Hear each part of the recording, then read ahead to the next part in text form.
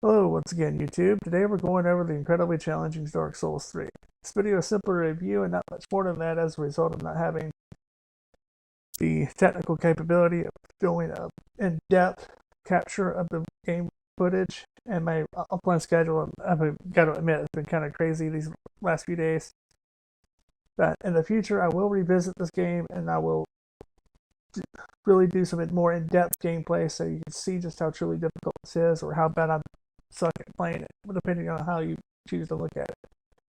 Starting out though, you'll get a basic overview of what the story is going to be in the opening cutscenes. But personally, I feel kind of lost because I'm a complete stranger to the Dark Souls universe, so you don't really have to worry about me spoiling anything for you. But I can tell you, the next part, I absolutely love the customization options, from their facial features, hairstyle, color, and you can even customize your character's eyes to be completely different, separate colors. And choosing your class in this game is extremely vital because each class has its own different playstyle, and with each playstyle, it's important to match it to your gaming habits because that alone can have a great influence over your success or failure. Personally, being new to the universe, new to the game, I selected the knight because what I've read online and how you can mitigate any damage to the front of you as long as you have enough stamina to absorb it with your shield. But it does not help you if you were to get surrounded because you still don't. It only cover that, like I said, that shield only covers the front of your character. Be sure though, if you haven't played these games before, be sure to pick up a burial gift because the bonuses can make or break you. I went with a life ring, again, being a new player, knowing that the bosses hit hard. They take a lot of HP when they do get hit, and the extra health can be beneficial to you in these situations. Once you get into the actual gameplay, the first thing you're going to notice scattered around the map is bloodstains. I definitely recommend taking the time to interact with them because they'll teach you vital gameplay tactics, which button combinations do this, how to change your sword stances, how to use the shield, the difference between a strong attack, a light attack, how to dodge and roll, and various other tactics.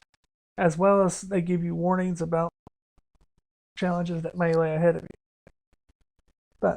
And in these combat situations, though, the biggest two things I can stress to you are not to get greedy with your strikes because, like, say for instance, you're just wailing away on a boss and you hit him 4 times and he turns around and smacks the shit out of you. Well, in the time frame that you made that animation for that 4th strike, you may have been able to use a dodge instead and avoided that damage from taking place. While it may have prolonged your fight a little bit, but surviving to the end is more important than actually beating the bosses. I mean, it feels more like a fight for survival than it does a fight just to move on to the next checkpoint. And that's actually one of my personal favorite things about the game.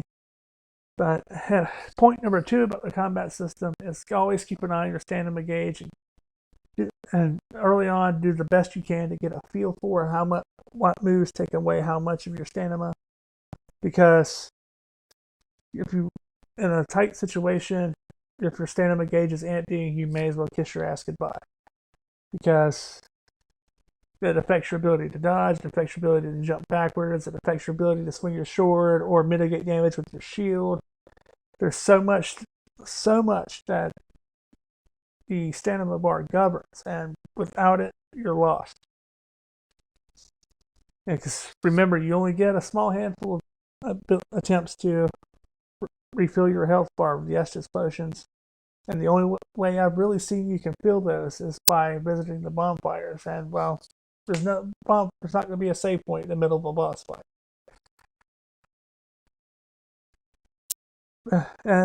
But speaking of those bonfires, like I said before, each one will replenish your health, stamina, and mana gauge to full, as well as save your progress, which includes the number of souls you've gathered from killing the various enemies. You can use these to level up your character stats and pay for weapon and armor upgrades and the in-game shrines. However, should you lose your all your health points and die, it's going to leave a marker on the map and reset the number of souls that you have to 0. What you do then is you're going to have to try to make it back to wherever your character died at and interact with the spot that died in order to regain your lost souls.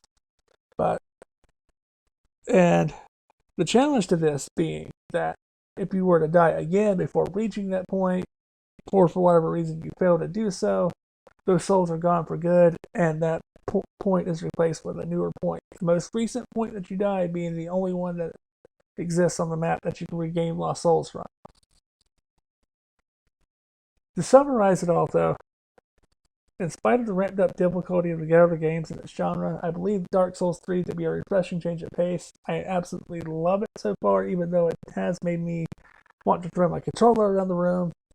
But it will make you stop and force you to think beyond your usual gameplay style, and that it's not about getting just smacking the shit out of stuff and moving on to the next checkpoint. You actually have to think and strategize and memorize boss patterns, just like the old school games in which there was a lot of challenge for that reward, that moment of triumph when you finally get past that boss encounter. You finally find your way past that screen where you got surrounded. You finally figured out what it was that you were missing from your strategy in order to take down that one thing that just happened to keep pissing you off.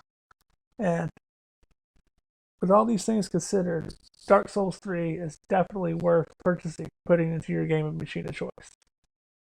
And as usual, thank you for watching my video. Be sure to comment below with any suggestions you may have for games for me to cover in the future.